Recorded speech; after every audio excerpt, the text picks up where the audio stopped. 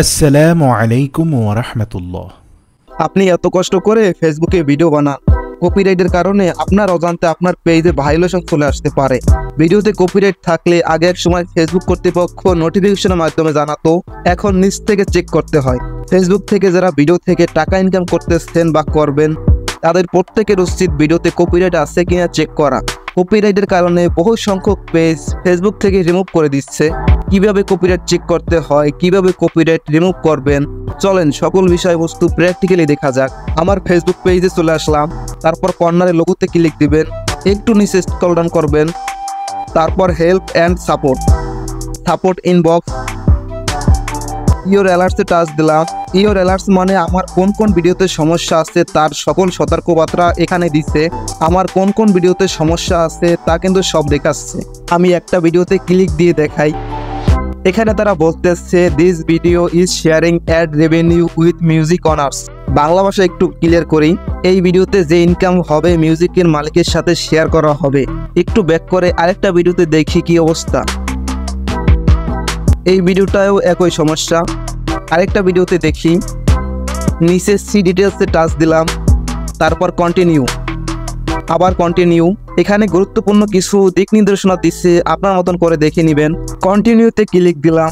তিনটি মাধ্যমে ভিডিও থেকে কপিরাইট ছড়াতে পারবেন।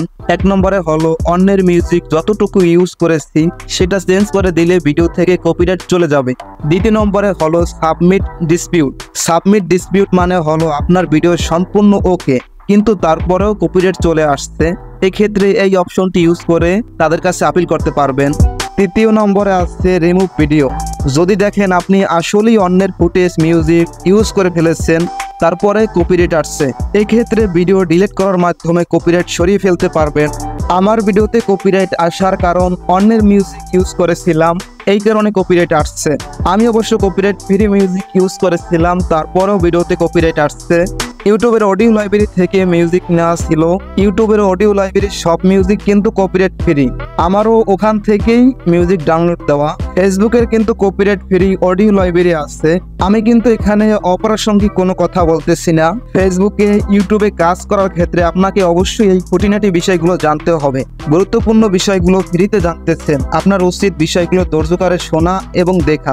মিউজিক সম্পর্কে তাদের সাথে কথা বলে যেটা বুঝতে পারলাম, তারা বললো ফেসবুকের কপিরাইট ফ্রি মিউজিক ইউটিউবে ব্যবহার করা যাবে না, আর ইউটিউবের কপিরাইট ফ্রি মিউজিক ফেসবুকে ব্যবহার করা যাবে না। আমি মূলত ইউটিউবের কপিরাইট ফ্রি মিউজিক ফেসবুকের ভিডিওতে ইউজ করেছিলাম, এই কারণে ভিডিওতে কপিরাইট আসছে। ভিডিওটি ডিলিট দেওয়া ছাড়া কোনো উপায় নেই। ডিলিট করার জন্য রিমুভ ভিডিওতে ক্লিক দিলাম, তারপর কন্টিনিউ, ডিলিট ভিডিওতে টাচ দিলাম, ক্লোজে ক্লিক দিলাম। আমার মনে হয় ফেসবুকের সকল খুঁটিনাটি বিষয় নিয়ে মোটামুটি আলোচনা করে ফেলেছি। Thanks for the watching. দেখা হচ্ছে নতুন কোনো ইনফরমেটিভ ভিডিও নিয়ে। আল্লাহ হাফেজ।